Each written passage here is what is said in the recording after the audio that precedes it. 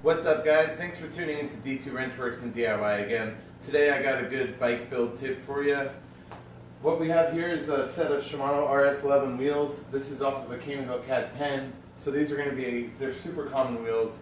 They're a little on the heavy side, but honestly, the worst part, people I see just basically throw them away once they have a spoke pop because it's almost impossible trying to find a way to true these.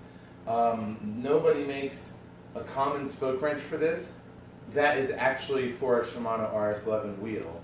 It's hard to explain this, so tune in and I'll get into this because when you Google it, you won't find an answer. This is actually a pretty good wheel set.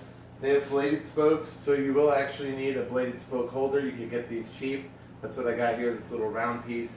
Every little bit is going to have a different thickness, depending how arrow your blades are and all of that, and the thickness of your spoke, the gauge. So it has 1, 2, 3, 4, 5, 6.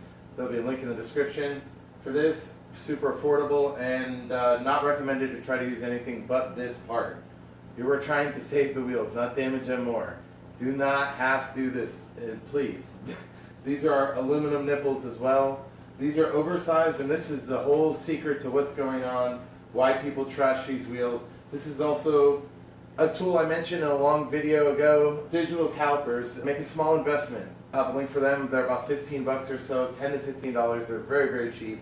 I believe it's a Shimano RS500s as well have this issue. To make sure that you are running into this issue, I recommend get your digital calipers, and at the very bottom where it's nice and squared edges of the nipple, you want to measure both edges of it, get a super accurate reading as best as you can. I got 4.3 on my digital calipers when I checked these out, and this is exactly what we have here. It is a 4.3 millimeter to 4.4 millimeter. I'm not sure what the 4 is for, but this is what you need.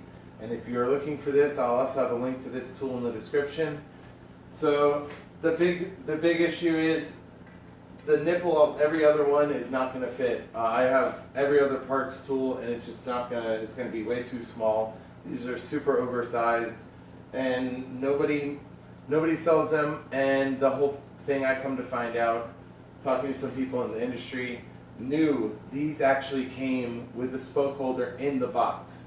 So who knows where it went. I got this MacLeod 10 woman's bike as a trade-in, and it was kind of, paint was faded, so I rebuilt it and kept all the goodies to put on a nicer, cleaner frame like this. And please do, by the way, if you like this bike, it's a very cool bike, tune in. I'll have this in a Hidden Bike Gems video. Very cool build. Thanks for watching, guys. Please do subscribe. It helps my small channel grow a lot.